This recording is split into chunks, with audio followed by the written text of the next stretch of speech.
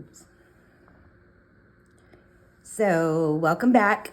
I have got a product review here for you today. I'm excited and apprehensive because I don't typically use pens in my projects. I do use some pens for journaling or writing, but not for coloring. So for those of you who do use them for coloring or markers or gel pens, you may like these. I think they're great. Considering I'm not one to use them on a regular basis, I find these pens to be really nice. So let's get started here and I'll show you what I have. These are FABER CASTELL. They are fine liners. They have a grip on them. And as you can see, there's multiple packages you could buy here. There's larger packages, there's smaller packages. What I have here is a set of pastels, a set of neons, and then a set of your general colors in a 10 pack. I do know that also comes in a metallic and some other colors. So I will provide the link to these on Amazon.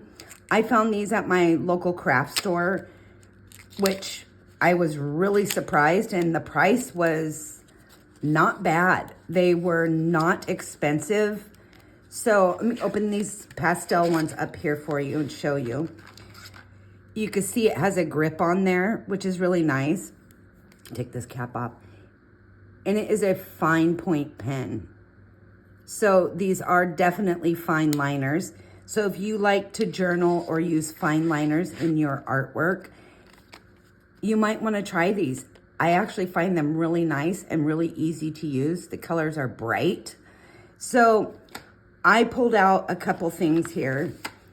This one particular page, as you see here, it's a print from Coloring with Claire. So you can go on her Kofi site, and I'll provide that link as well, and print this wonderful page of practice sheets for your coloring. She does provide on here a list of Prismacolors to try with each individual fruit. So you can always do that for practice as well. But right now we're going to use these fine liners. So I'm just going to do a couple examples with you. So to make this a short video and not overwhelmingly long, I'm going to pour out these prime colors. And there's more than just your prime colors here. So I'm going to scooch them off to the side. Let's see what I can create with fine liners, shall we? See how good I am at this? Let's start with the red. I haven't practiced any of this, so you have to bear with me if I'm no good. They do color really nice. I was doodling with them earlier, making my grocery list, I guess. Wow, they're really, really opaque. And they lay down really smooth.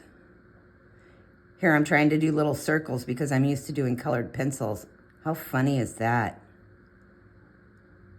But they do provide a really bright color there. Wow. So if you like fine liners, especially if you're doing some of the finer detail work in some of your art books, or you're a sketch artist who likes to use fine liner pens, these are really nice pens. The grip on them, and they're kind of a triangular shape, but not really triangular. They're easy and they're nice to hold. So you can see that's still kind of wet. I'm gonna take this orange here and see if it at all blends. Oh, you do get a little bit of a blend there with these. Wonderful. Look at that. You can get somewhat of a blend with these. I suggest you do it when the ink is still wet. I doubt they would blend at all if the ink dried. Put a little yellow over top that. I don't know if you can see this very well. You might want to zoom in. And if you don't know how to zoom, pinch and squeeze on the video like you would if you're zooming in on a photo. It'll let you do that so you can zoom right in. for those of you who didn't know that little trick. So anyways, that gives you a nice little example there of the apple. It's not real contrasty with those 3 colors, but you can definitely tell that I blended the colors there. I want to try this grape down here because I like doing fruit. Just want to see, you could also take a white gel pen and highlight these fruits to get your uplight on them. So I did that dark purple. I'll do a couple more.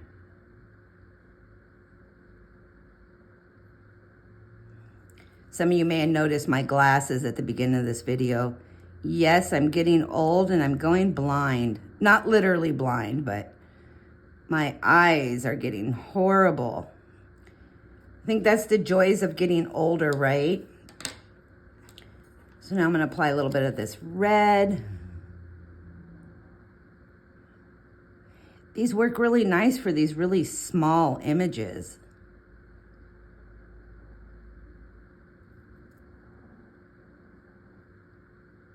So if you're looking for a good fine liner, that's not a gel pen, these are great. I have some other fine liners that are subpar. They work, I use them, but they're not the best. And I think I'm going to be getting rid of those and getting the full set of these because I find that I really like them. I do notice it says 0.4 there. Yep, there is no color names on these pens, but that's all right. We can live with that. You could always color label them yourself. I'm gonna do this light blue here. Actually, you know what? I'm gonna grab my pastel set. It's got some lighter colors in here. And I'm going to take this light pastel purple here. I'm going to see how this works when I put that. Oh, look at that. I blended too much on that one. So if I just stay in the spot I didn't color, you can kind of see that. But these definitely will blend. So you can get some blending with these. They are very unique. I'm going to grab a box here and see what it says. Everything is in German. And I cannot read German. Let's see what it says on the side. Nope, all in German. So clearly these are made in Germany, as well as all the other Faber-Castell products. Wait, it says made in Peru. Made in Peru, Faber-Castell, Germany. So I don't know if these are water-based. I'm going to guess they are because you would smell the alcohol in them if they were alcohol-based. So let me try this pastel pink here on the red.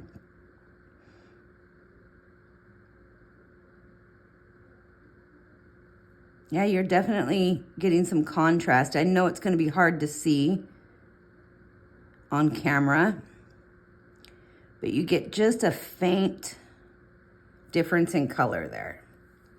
But as you can see here, what I've done, just with those little berries, it looks pretty good. Let's try one of these leaves on the grape here. I'm gonna have to rotate my photo.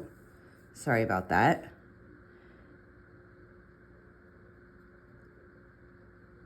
It's definitely a learning curve for me since I'm a colored pencil person. This is a tricky medium, as would be paints. Paint markers are not so difficult, but markers and fine liners, you either have that skill and that talent or you don't. And I find that I definitely do not. So this is kind of that pastel yellow color. I'm gonna try instead of the pastel green. Oh, look at that. It does pull up that dark green and you're getting more of a grass green now. How about that? That looks really cool. So these do magically blend very well, and that's really exciting for a fine liner. Now I know some fine liners do blend, but I'm noticing if you can zoom in really close and take a look here, excuse my outside of the line scribbles, but these are not bleeding.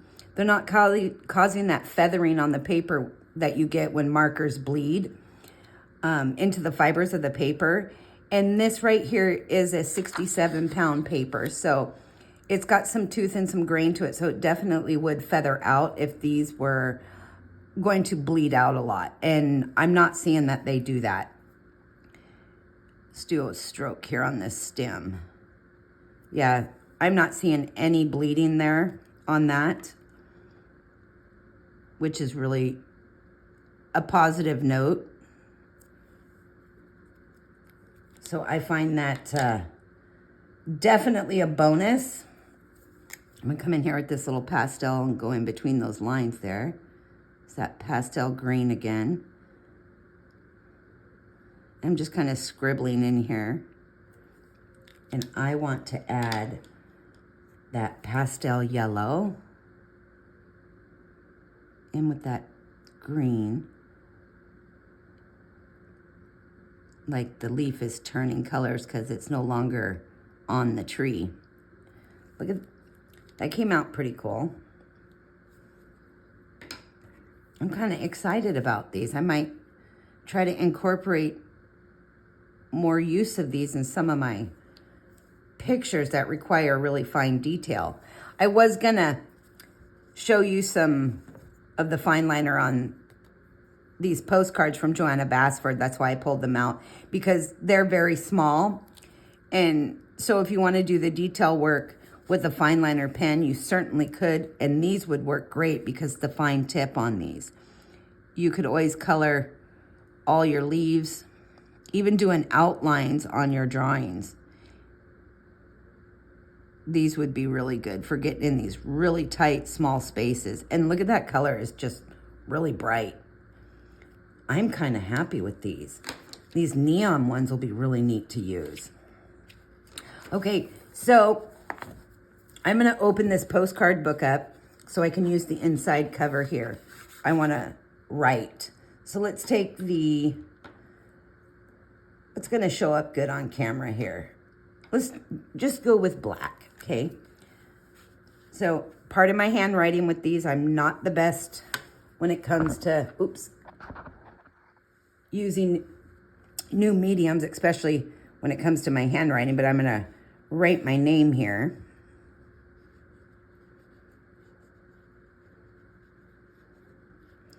And yes, that's cursive. For those younger ones that haven't learned cursive, we can do print. So as you can see, I'm not getting that bleeding or that feathering in the paper. Again, that is a really nice bonus with these, because too many of the fine liner pens, they do bleed, and it looks terrible when you get down to it.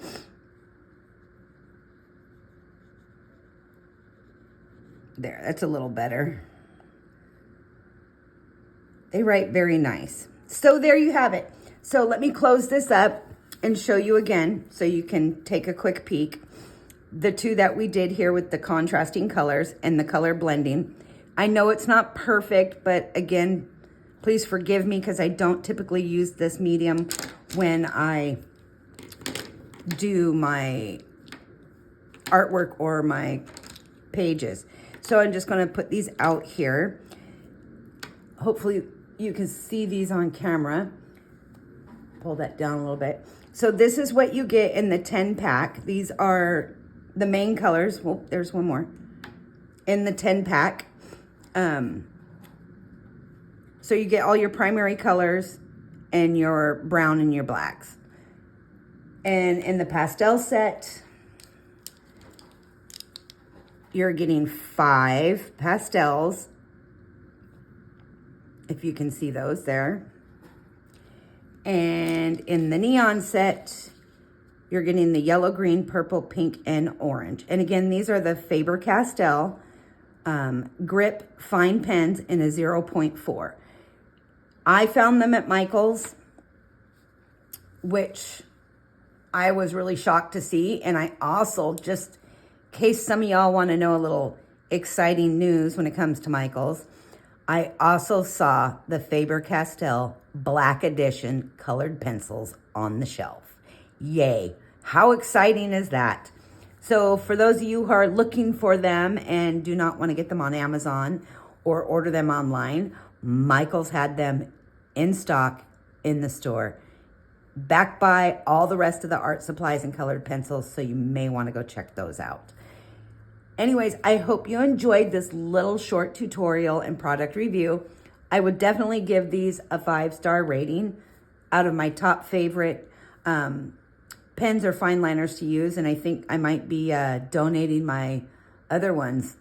Either that or they're going in the bin because these are far superior. I expect nothing less from FABER Castell. As you know, they also make the Polychromos pencils, which are top-notch.